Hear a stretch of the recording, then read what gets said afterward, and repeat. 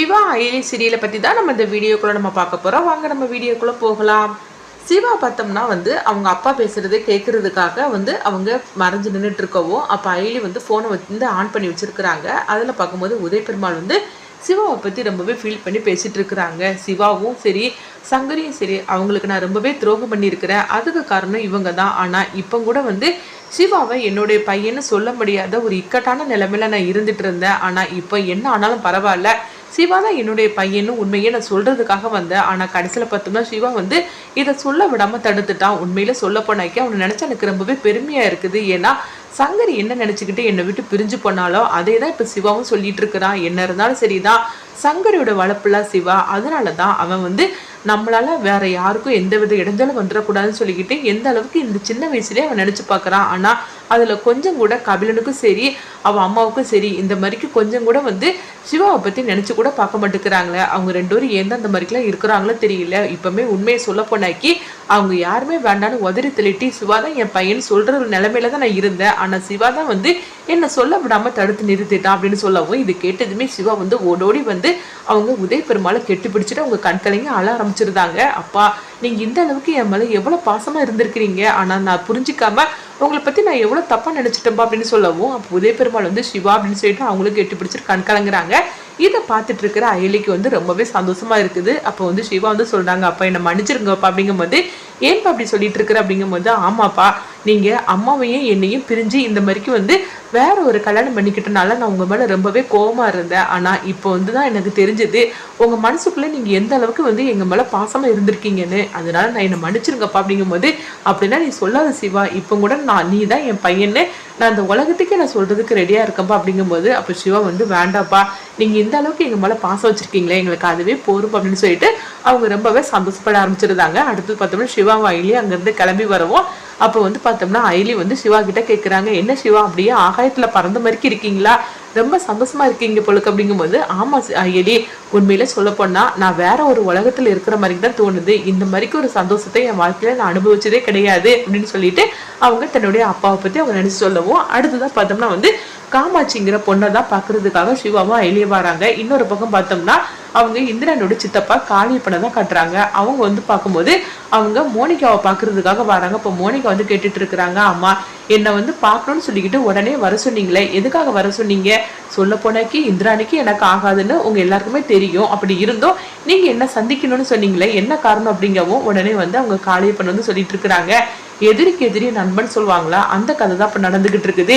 இந்திராணி எனக்கு துரோகம் பண்ணிட்டா, அதனால அவளை நான் பழி வாங்கணும்னு சொல்லி முடிவெடுத்துட்டேன். ஏற்கனவே உனக்கு இந்திராணிக்கு ஆகாதுன்னு எனக்கு தெரியும், அதனாலதான் உன்னை வச்சு அவளை பழி வாங்கணும்னு சொல்லி நான் முடிவெடுத்துட்டேன் அப்படிங்கும்போது, அப்போ உடனே மோனிகா சொல்றாங்க, உங்களுக்குள்ள என்ன பிரச்சனைன்னு எனக்கு தெரியல, ஆனா அவ இந்திராணிக்கு குடும்பனாலே அவ ரொம்பவே அதுக்காக என்னாலும் பண்ணக்கூடிய ஆளு. அப்படி இருக்கும்போது என்னாச்சு அப்படிங்கும்போது உடனே அவங்க சொல்றாங்க, சொத்து எல்லாத்தையும் கபிலனுக்கு எழுதி வைக்கணும்னு சொல்லி அவன் முடிவெடுத்துட்டா, கொஞ்சம் கூட என்னை பத்தி அவளை நினைச்சு பார்க்காம, அப்படிப்பட்டவளை நான் எதுக்காக அவளை பத்தி நினைச்சு பார்க்கணும், அதனாலதான் இந்த மாதிரிக்கு நான் முடிவுக்கு வந்துட்டேன், அவளை எப்படியாவது அசிங்கப்படுத்தணும், அவமானப்படுத்தணும்.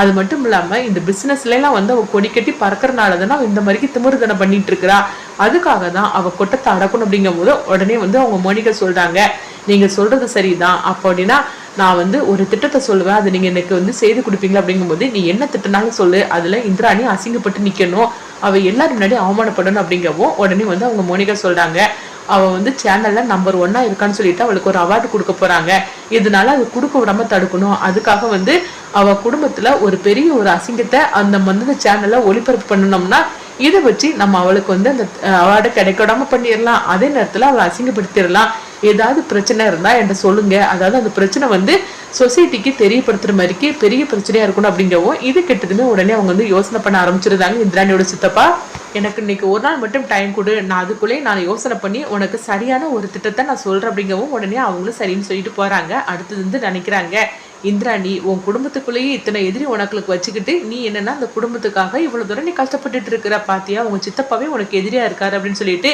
இதை வச்சு நான் என்ன பண்றேன் பாரு அப்படின்னு சொல்லிட்டு போறாங்க. அடுத்ததுங்க பார்த்தோம்னா அயலி சிவா காமாட்சிக்காக வெயிட் பண்ணிட்டு இருக்கும் போது காமாட்சி வந்துருந்தாங்க. வந்ததுமே, சொல்லுங்க சார், எதுக்காக என்ன உடனே வர சொன்னீங்க அப்படிங்கவோ உடனே அவங்க பார்த்தோம்னா அவங்க ஒரு திட்டத்தை சொல்றாங்க, இந்த மாதிரிக்கு வரமாவை கை மூலமா கண்டுபிடிக்கணும், அதுக்கு கபிலனை வச்சுதான் நம்ம கண்டுபிடிக்கணும் அப்படின்னு சொல்லவும், இப்போ அதில் என்னுடைய பங்கு என்ன அப்படின்னு சொல்லி கேட்கும்போது, நீ அந்த லாட்ஜில் வேலை செய்கிற ஒரு லேடி மாதிரிக்கு வா, வந்ததுமே அவங்க வந்து என்ன பேசுறாங்க, அங்க என்ன நடக்குன்னு சொல்லி தெரிஞ்சுக்கணும். அதுக்காக இந்த மாதிரிக்கு ஒரு கருவியை கபிலனோட ரூம்ல நீ வைக்கணும் அப்படிங்கவும் இது கெட்டதுமே அவங்க காமாட்சியே சரி அப்படிங்கிறாங்க. அடுத்தது இங்க பார்த்தோம்னா ஐலி சிவாவும் வந்து லாட்ஜுக்கு வராங்க. வந்ததுமே அப்போ அவங்க வந்து ரிசப்ஷன்ல கேட்டுட்டு இருக்கிறாங்க, ஆமா இவ்வளவு பெரிய லாட்ஜா இருக்குது, இதுல ஒரு கேமரா கூட என்ட்ரன்ஸ்ல கிடையாது அப்படிங்கும்போது நான் என்ன மேடம் பண்றதுக்கு, இதெல்லாம் முதலாளி தான் பண்ணணும், நான் என்ன செய்யறதுக்கு, நாங்க வேலை பார்க்கப்பட்டோம் அப்படின்னு சொல்லிட்டு இருக்கும் போதே அப்போ காமாட்சி அங்க வராங்க. வந்ததுமே நீ யாரும் அப்படின்னு சொல்லி கேட்டுட்டு இருக்கும் போதே இங்க இருந்து எல்லாம் கிளீன் பண்ணுவாங்களா, அவங்களுக்கு உடம்பு சரியில்லை, அவங்களுக்கு பேர் தான் என்ன அனுப்பிவிட்டு இருக்காங்க அப்படின்னு வந்து காமாட்சி போய் சொல்லவும் உடனே அவரும் நம்பியிருந்தாரு. அது சரிதான், ஆனா பேக்கெல்லாம் எடுத்துட்டு வந்திருக்கிறீ அப்படின்னு சொல்லி கேட்கும் போது இல்ல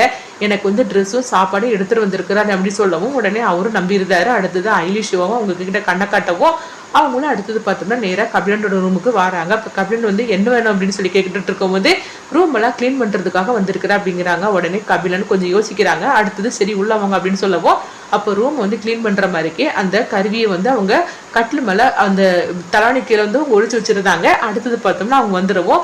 உடனே சிவாவும் ஐலியும் வந்து காமாட்சிக்கு ஃபோன் பண்றாங்க, என்ன நம்ம நினைச்ச மாதிரிக்கு நடந்துச்சு அப்படிங்கும்போது ஆமா சார் நான் நீங்க சொன்ன மாதிரிக்கு நான் வச்சுட்டேன் அப்படிங்கிறாங்க. சரி அடுத்தது நான் இப்போ என்ன பண்ணணும்னு சொல்லி கேட்கும்போது நீ அங்கேயே வந்து கிளீன் பண்ற லேடி மாதிரிக்கே நீ இரு, மற்றபடி நம்மளுக்குள்ள எந்த வித இதுவும் வந்துடக்கூடாது, சந்தேகம் வந்துடக்கூடாது அப்படிங்கும்போது உடனே அவங்களும் சரி அப்படிங்கிறாங்க. அடுத்தது இங்க பார்த்தோம்னா வந்து வர்மா வந்து எப்போ வருவார் அப்படின்னு சொல்லிட்டு கபிலன் வந்து காத்துட்டு இருக்கவும் அப்போ வந்து வர்மா வந்து அவங்க ஃபோன் பண்றாங்க, நான் இன்னும் ஈவினிங்குள்ள வந்துடும் அப்படின்னு சொல்லவும் இதுக்காக கபிலன் வந்து காத்துட்டு இருக்கிறாங்க. இப்போ வர்மா வந்து என்ன பண்ண போறான்னு தெரியல அப்படின்னு சொல்லிட்டு இருக்கும்போதே அடுத்தது பார்த்தோம்னா வந்து சிவா ஐலி வந்து அவங்க ரூம்ல இருக்கவும் அப்போ வந்து வர்மா தான் காட்டுறாங்க. வர்மா அங்க வராங்க. வரும்போது பார்த்தோம்னா அவங்க நெட்டு எதுவுமே கிடைக்காத மாதிரிக்கு ஒரு இதை பண்ணி வச்சிருந்தாங்க. அதனால வர்மா வளர்ந்ததுமே இங்க பார்த்தோம்னா எல்லாமே ஆஃப் ஆயிருது. அப்போ உடனே வந்து சிவாவும் ஐலியும் வந்து சந்தேகப்பட ஆரம்பிச்சிருந்தாங்க. அதே நேரத்துல வர்மாவும் வந்து கபிலனோட ரூமுக்கு வந்துருந்தாங்க. வந்ததுமே வர்மா அப்படின்னு சொல்லிட்டு இருக்கும் போது அப்போ உடனே வந்து பார்த்தோம்னா கதவெல்லாம் அடைச்சிருந்தாங்க.